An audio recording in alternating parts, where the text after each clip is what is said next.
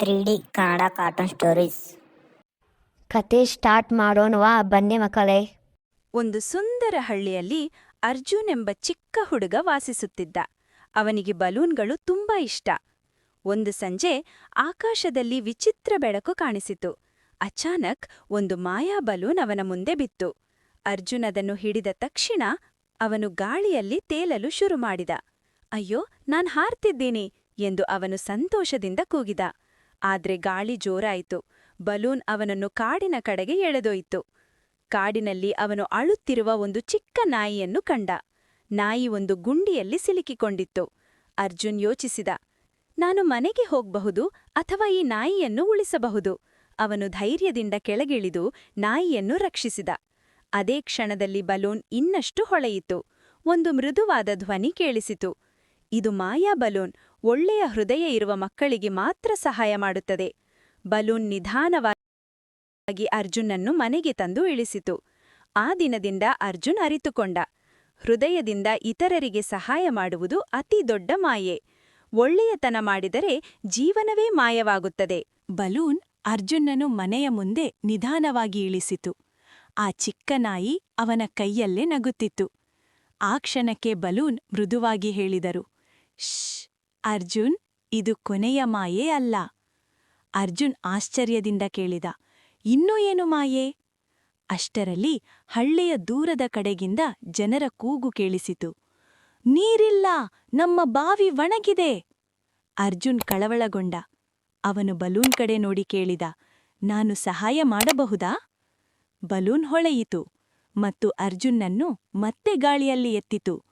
ಹಳ್ಳಿಗೆ ರಕ್ಷಣೆ. ಅವರು ಹಳ್ಳಿಯ ಬಾವಿಯ ಬಳಿ ಇಳಿದರು. ಬಾವಿ ಒಣಗಿಬಿಟ್ಟಿತ್ತು. ಮಕ್ಕಳು ದುಃಖದಿಂದ ನಿಂತಿದ್ದರು.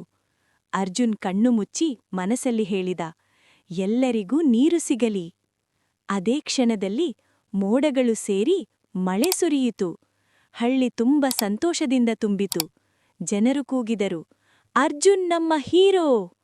ಸತ್ಯದ ಬಯಲು. ಆಕಾಶದಿಂದ ಒಂದು ಮೃದುವಾದ ಧ್ವನಿ, ಶ್ಶ್ ಮಕ್ಕಳೇ, ನಿಜವಾದ ಮಾಯೆ ಚಿನ್ನದಲ್ಲಿಲ್ಲ, ಒಳ್ಳೆಯ ಮನಸ್ಸಿನಲ್ಲಿದೆ. ಅರ್ಜುನ್ ನೋಡಿದಂತೆ ಮಾಯಾ ಬಲೂನ್ ನಿಧಾನವಾಗಿ ಆಕಾಶಕ್ಕೆ ಹಾರಿತು. ಅವನು ಕೈಯೂಗಿದ, ಧನ್ಯವಾದಗಳು ಮಾಯಾ ಬಲೂನ್. ಅಂತಿಮ ಕ್ಷಣ, ಆ ಚಿಕ್ಕ ನಾಯಿ ಅರ್ಜುನ್ ಕಾಲಿಗೆ ಅಂಟಿಕೊಂಡಿತು. ಅವನು ನಗುತ್ತಾ ಹೇಳಿದ, ನೀನು ನನ್ನ ಸ್ನೇಹಿತ. ಅಂದಿನಿಂದ ಅರ್ಜುನ್ ಹಳ್ಳಿಯಲ್ಲಿ ಎಲ್ಲರಿಗೂ ಸಹಾಯ ಮಾಡುವ ಹುಡುಗ ಆಗಿಬಿಟ್ಟ. ಒಳ್ಳೆಯ ಮನಸ್ಸು ಇದ್ದರೆ ಜೀವನವೇ ಮಾಯೆಯಾಗುತ್ತದೆ. ಅವನು ಗಾಳಿಯಲ್ಲಿ ತೇಲಲು ಶುರು ಮಾಡಿದ. ಅಯ್ಯೋ, ನಾನು ಹಾರುತ್ತಿದ್ದೇನೆ ಎಂದು ಅರ್ಜುನ್ ಆಶ್ಚರ್ಯದಿಂದ ಕೂಗಿದ. ಮಾಯಾ ಬಲೂನ್ ನಿಧಾನವಾಗಿ ಅವನನ್ನು ಆಕಾಶದ ಕಡೆಗೆ ಎತ್ತಿಕೊಂಡು ಹೋಯಿತು. ಮೇಲಕ್ಕೆ ಹೋಗುತ್ತಿದ್ದಂತೆ ಅವನು ತನ್ನ ಹಳ್ಳಿಯನ್ನು ನೋಡಿದ. ಸಣ್ಣ ಮನೆಗಳು, ಹಸಿರು ಹೊಲಗಳು, ಹರಿಯುವ ನದಿ ಎಲ್ಲವೂ ಆಟಿಕೆಗಳಂತೆ ಕಾಣುತ್ತಿತ್ತು. ಅಷ್ಟರಲ್ಲಿ ಒಂದು ಮೃದುವಾದ ಧ್ವನಿ ಕೇಳಿಸಿತು, ಅರ್ಜುನ್. ಅವನು ಸುತ್ತಲೂ ನೋಡಿದ. ಯಾರೋ? ನಾನು ಈ ಮಾಯಾ ಬಲೂನ್. ನಾನು ಒಳ್ಳೆಯ ಹೃದಯದ ಮಕ್ಕಳಿಗೆ ಮಾತ್ರ ಕಾಣಿಸುತ್ತೇನೆ ಎಂದು ಬಲೂನ್ ಹೇಳಿತು. ಅರ್ಜುನ್ ನಗುತ್ತಾ ಕೇಳಿದ, ನನ್ನನ್ನು ಎಲ್ಲಿಗೆ ತೆಗೆದುಕೊಂಡು ಹೋಗುತ್ತೀಯಾ? ನಿನ್ನ ಒಂದು ಆಸೆಯನ್ನು ನಿಜಗೊಳಿಸಲು ಎಂದಿತು ಬಲೂನ್. ಅರ್ಜುನ್ ಸ್ವಲ್ಪ ಯೋಚಿಸಿದ. ಅವನಿಗೆ ಹೊಸ ಆಟಿಕೆ ಬೇಕೆಂದೂ ದೊಡ್ಡ ಸೈಕಲ್ ಬೇಕೆಂದೂ ಅನಿಸಿತು. ಆದರೆ ತಕ್ಷಣ ಅವನಿಗೆ ತನ್ನ ಸ್ನೇಹಿತ ರವಿ ನೆನಪಿಗೆ ಬಂದ. ರವಿಯ ಮನೆ ಬಡವಾಗಿತ್ತು. ಅವನಿಗೆ ಶಾಲೆಗೆ ಹೋಗಲು ಚಪ್ಪಲಿಯೂ ಇರಲಿಲ್ಲ. ಅರ್ಜುನ್ ನಿಧಾನವಾಗಿ ಹೇಳಿದ, ನನ್ನಿಗಾಗಿ ಏನೂ ಬೇಡ, ನನ್ನ ಸ್ನೇಹಿತ ರವಿಗೆ ಸಹಾಯ ಮಾಡು. ಮಾಯಾ ಬಲೂನ್ ಹೊಳೆಯಲು ಶುರುಮಾಡಿತು. ನೀನು ತುಂಬಾ ಒಳ್ಳೆಯ ಹುಡುಗ ಅರ್ಜುನ್. ನಿನ್ನ ಸ್ನೇಹದ ಮನಸ್ಸೇ ನಿಜವಾದ ಮಾಯೆ.